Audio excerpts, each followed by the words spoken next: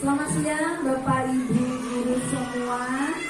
Alhamdulillah hari ini kita dapat berkumpul bersama, diberi sehat dalam kegiatan diseminasi aksi nyata dengan materi disiplin positif pendidikan guru penggerak angkatan 6. Terima kasih Bapak Ibu guru sudah meluangkan waktu untuk mengikuti kegiatan pada hari ini. Baik, Bapak Ibu guru, ini merupakan bagian dari tugas saya, aksi nyata pendidikan guru penggerak angkatan 6.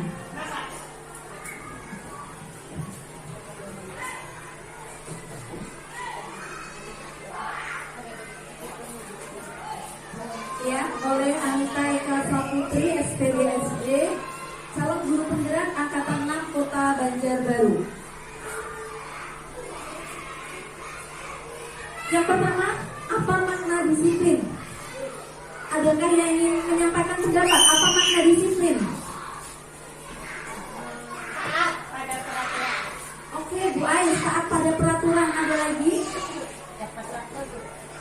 Tepat waktu. Bu Aida, terima kasih. Jadi,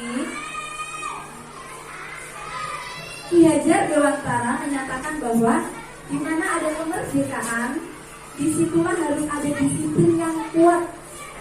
Sungguhpun disiplin itu bersifat self-disiplin, jadi disiplin dari dalam diri sendiri, yaitu kita sendiri yang mewajibkan diri kita dengan sekeras-kerasnya. Sebab jika kita tidak cakap melakukan self-disiplin atau disiplin diri sendiri, harus ada wajib atau penguasa lain yang mendisiplinkan diri kita.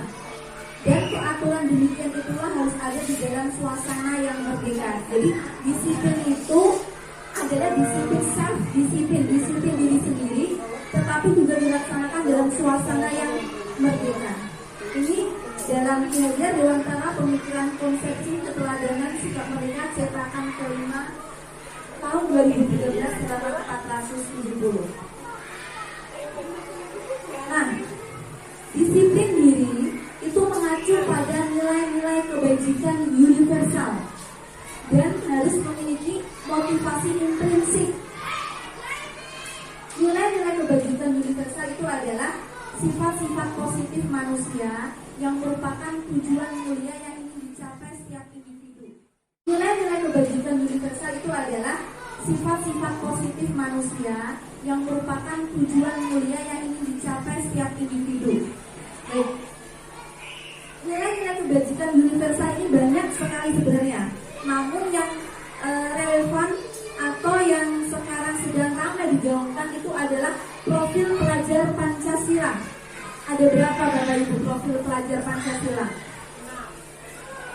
Ya, Bu Ais, apa saja? Iya, itu termasuk nilai kebajikan universal. Jadi sifat-sifat positif yang ingin dicapai oleh manusia. Ada iman dan takwa, dan berakt kepada Tuhan Yang Maha Esa, dan berakhlak mulia kepada sesama, salah satunya. Lalu ada apa lagi? Bernalar kritis.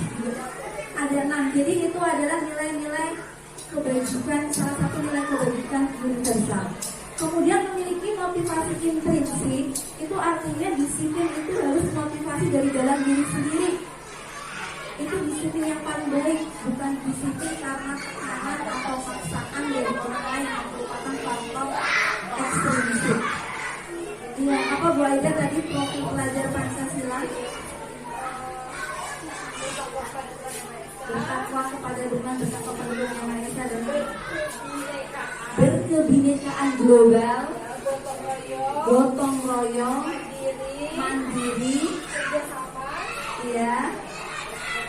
Iya, itu. Terima kasih Bu Hilda. Selanjutnya, Dian Gozen dalam bukunya Restructuring School Discipline, mudah-mudahan pengucapannya tidak salah, menyatakan ada 3 motivasi perilaku manusia. Jadi manusia itu berperilaku, melakukan tindakan, itu ada 3 motivasi. Yang pertama, untuk menghindari menghindari ketidaknyamanan atau hukuman. Misalnya ada anak yang datang tepat waktu, motivasinya apa? Supaya saya tidak dihukum. Yang kedua, untuk mendapatkan imbalan atau penghargaan dari orang lain. Contohnya misalnya, saya melaksanakan tugas, melakukan tugas tepat waktu, supaya saya nanti diberikan reward oleh guru, oleh orang tua. Itu maksudnya untuk mendapatkan imbalan atau penghargaan dari orang lain. Nah, yang ketiga, untuk menjadi orang yang mereka inginkan dan menghargai diri sendiri dengan nilai-nilai yang mereka percaya. Ini adalah motivasi yang paling bagus ya. Jadi melakukan tindakan itu karena mereka menghargai dirinya sendiri. Saya harus datang tepat waktu, saya harus melaksanakan tugas dengan tanggung jawab. Itu karena itu bentuk penghargaan kepada diri saya sendiri. Apresiasi itu ada nilai diri saya sendiri. Itu motivasi yang ketiga. Selanjutnya adalah restitusi. Bapak Ibu pernah mendengar restitusi? Belum ya? Saya juga baru mendengar restitusi ketika mengikuti program Guru Penggerak. Jadi sebelumnya saya tidak tahu restitusi itu apa. Nah ini, restitusi adalah proses menciptakan kondisi bagi murid untuk memperbaiki kesalahan mereka, sehingga mereka bisa kembali pada kelompok mereka dengan karakter yang lebih kuat. Sederhananya seperti ini, restitusi ini nanti berhubungan dengan hukuman, konsekuensi, dan yang terakhir adalah restitusi. Kita ke yang paragraf ketiga ya. Hukuman bersifat tidak terencana atau tiba-tiba. Kalau konsep, jadi misalnya anak melakukan kesalahan, misalnya anak tidak mengerjakan pekerjaan rumah, oke, kamu berdiri di depan. Jadi tiba-tiba tanpa kesepakatan sebelumnya, bahkan anak tidak tahu kalau ternyata dia akan mendapatkan hukuman seperti itu. Yang kedua, konsekuensi. Konsekuensi itu sudah terencana, sudah disepakati sebelumnya. Misalnya kita membuat keyakinan kelas atau kesepakatan kelas.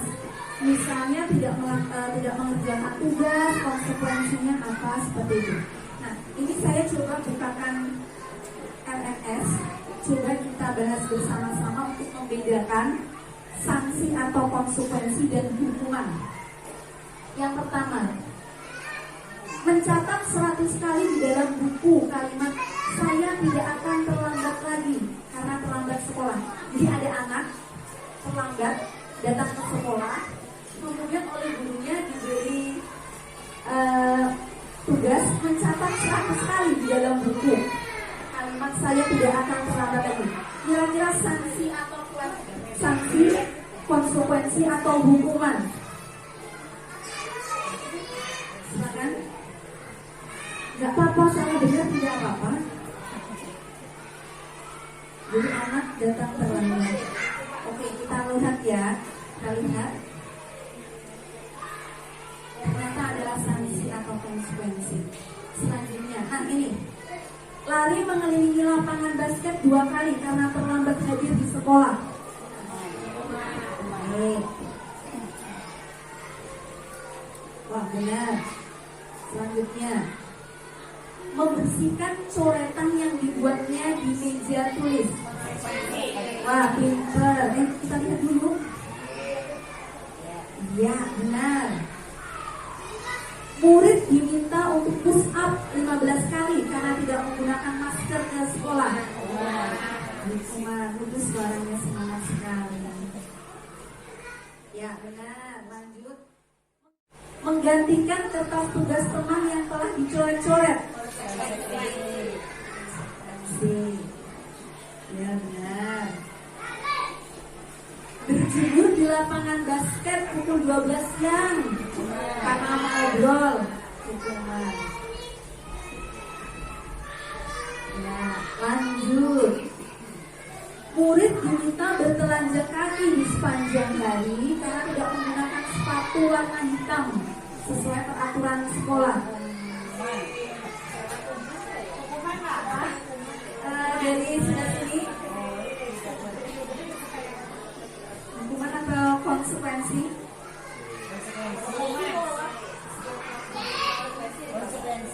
suka konsekuensi. Ini hukuman.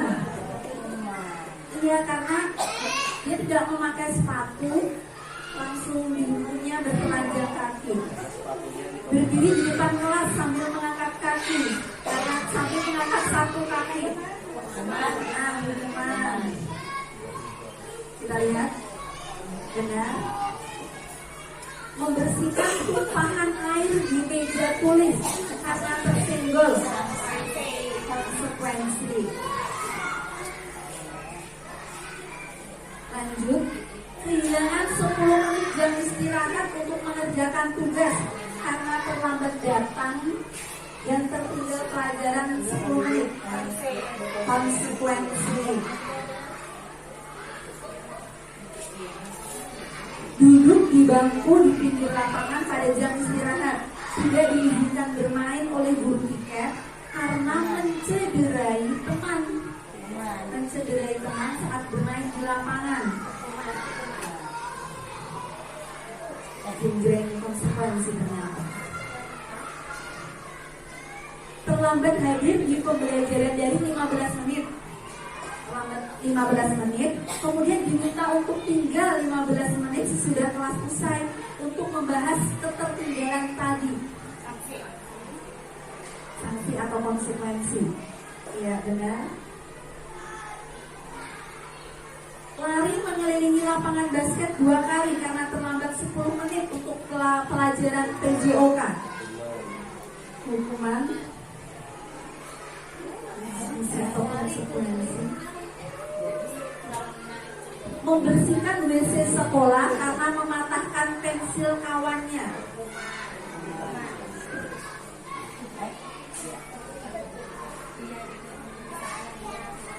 Nah, ini hasilnya.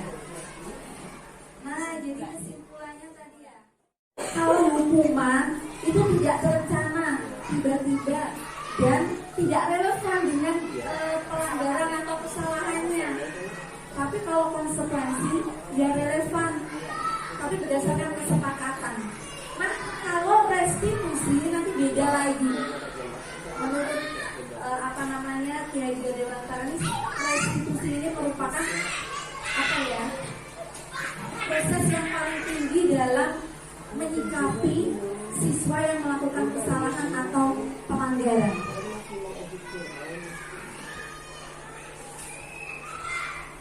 Nah, sebelum ke restitusi kembali, ini ada 5 kebutuhan dasar manusia. Manusia ini tidak hanya kita orang dewasa, tetapi kita juga murid-murid kita. Yang pertama, cinta dan kasih sayang. Ada penguasaan, ada kebebasan, ada kesenangan, dan kebutuhan bertahan hidup. Glaser menyatakan bahwa kapasitas untuk berubah ada di dalam diri kita. Jika kita dapat mengidentifikasi kebutuhan apa yang mendorong perilaku kita, maka perubahan perilaku positif dapat dimulai dengan mencari solusi. Jadi seperti ini, siswa, kita berbicara tentang murid ya, melakukan pelanggaran, melakukan kesalahan itu karena ada kebutuhan hidupnya yang tidak terpenuhi. Salah satu kebutuhannya, misalnya seperti ini, ada siswa yang jahil kepada temannya, yang suka jahil. Ada lah ya anak atau siswa atau murid yang memang punya jahil sama teman. Ya karena dia seperti kebutuhan akan kesenangan. Jadi kalau dia menjahili temannya itu bisa menangis, dia senang. Itu kebutuhan akan kesenangan. Kemudian ada juga kebutuhan akan kebebasan. Misalnya siswa mengerjakan tugas ini tidak dengan sungguh-sungguh karena mungkin tugasnya itu tidak sesuai dengan karakter dia, dengan potensi dia. Jadi mereka merasa saya tidak diberi kebebasan untuk berekspresi. Itu. Kemudian cinta dan kasih sayang. Misalnya ini ya, saya sebagai guru di dalam kelas saya memberikan perlakuan cinta dan kasih sayang berbeda kepada murid saya. Maka nanti akan ada siswa yang misalnya kurang bersemangat, kurang termotivasi, yaitu karena ada salah satu kebutuhan dasar manusia yang tidak terpenuhi. Begitu ya, Pak Hanis. posisi kontrol manusia. Yang pertama, jadi dalam diri manusia itu ada 5 posisi kontrol. Yang pertama penghukum, sebagai penghukum. Sebagai penghukum itu kita, misalnya ada anak yang melakukan kesalahan atau pelanggaran, itu langsung patuhi peraturan saya. Awas kamu. Kamu selalu saja salah. Kamu saja selalu melakukan ini. Itu sebagai penghukum dengan kalimat-kalimat seperti itu. Kemudian yang kedua adalah pembuat merasa bersalah. Jadi misalnya ada anak yang melakukan kesalahan, guru itu ada yang guru yang posisi kontrolnya itu sebagai pembuat merasa bersalah. Ibu sangat kecewa dengan kamu, nak. Ibu sudah begini tapi kamu melakukan pelanggaran. Ibu sedih. Itu sebagai pembuat merasa bersalah. Yang ketiga sebagai teman. Ayo bantulah demi bapak ya, demi ibu ya. Posisi kontrol sebagai seorang teman. Keempat sebagai pemantau. Sebagai pemantau ini peraturannya apa yang telah kamu lakukan, sanksi atau konsekuensinya apa. Nah, yang kelima adalah sebagai manajer. Jadi ketika ada anak, ada siswa yang melakukan kesalahan, posisi kontrol sebagai manajer ini, dia akan, yang pertama kalimat-kalimatnya adalah ya misalnya, nah apa yang kita yakini. Misalnya ini contohnya ada anak yang melakukan kesalahan tidak terlambat datang ke sekolahan. Nah, apa yang kita yakini tentang kedisiplinan? Bagaimana kalau datang ke sekolah harus bagaimana? Jadi anak itu akan menggali sendiri pengetahuannya. Apa yang kita yakini, nak? Ya bu, datang ke sekolah harus tepat waktu, seperti itu. Lalu kamu pian datangnya bagaimana? Terlambat. Nah, sekarang apa kamu bersedia memperbaikinya? Iya bu. Nah, kalau kamu ingin memperbaikinya, apa rencana kamu untuk memperbaikinya? Ini adalah sebagai manajer. Jadi mengembalikan ke anak supaya anak itu menyadari kesalahannya, kemudian memberikan solusi terhadap kesalahan yang dia lakukan.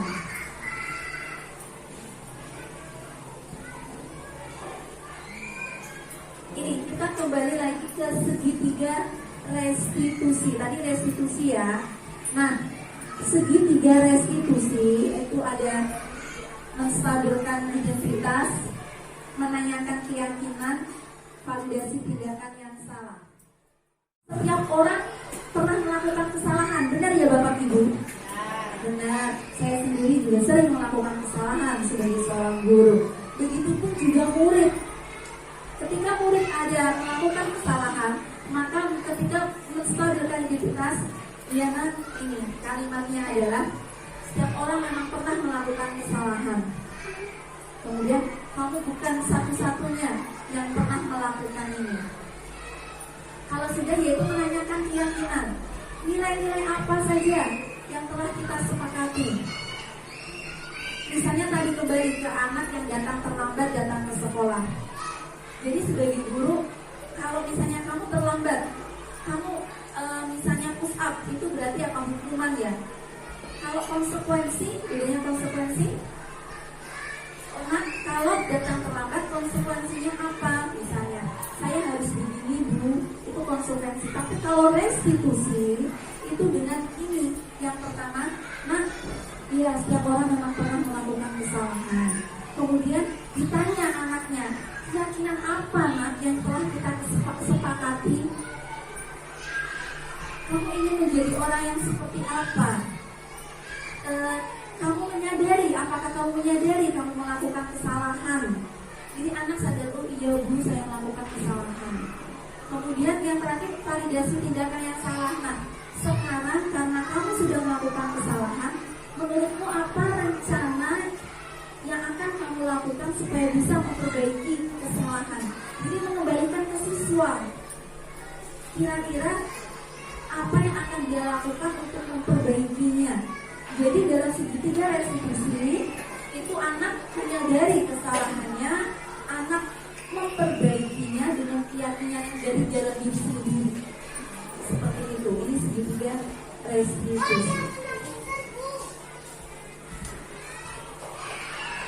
Nah, yang terakhir itu merupakan dari tadi ya, restitusi, hukuman itu disiplin positif. Jadi intinya adalah kita membiasakan anak melakukan atau berbuat disiplin, tetapi disiplin yang positif, disiplin yang dari dalam diri sendiri. Kalau hukuman, anak memang akan jerah, tapi efeknya jangka pendek. Dia saat ini jerah, tapi dia tidak menyadari sendiri. Dia tidak menyadari sendiri itu untuk dia bukan memperbaiki, tapi melakukan itu karena motivasi ekstrinsik tadi dari luar. Tapi kalau disiplin positif itu dari dalam diri anak sendiri, sehingga anak menyadari bahwa apa yang dia lakukan itu merupakan tindakan disiplin untuk menghargai dirinya sendiri. Ya, seperti itu. Apakah ada yang ingin ditanyakan? Iya? Sudah jelas? Sudah. Ya, mudah-mudahan apa yang saya sampaikan ini walaupun sedikit, mudah-mudahan ada manfaatnya untuk Bapak Ibu sekalian. Apabila saya ada kata-kata yang salah, saya mohon maaf. Mudah-mudahan nanti di lain waktu kita dapat berbagi kembali. Ya, kesempurnaan hanya milik Allah. Kalau kesalahan itu berasal dari dalam diri saya sendiri, saya tidak bermaksud menggurui, tapi hanya kita sharing. Ya, bukan karena saya lebih pintar, tapi mungkin karena yang saya lebih dulu tahu. Nanti pasti Bapak Ibu ini ilmunya juga lebih banyak juga. Ya, Bapak Hanis. Ya, terima kasih atas waktu yang diberikan kepada saya. Terima kasih. Wassalamualaikum warahmatullahi wabarakatuh.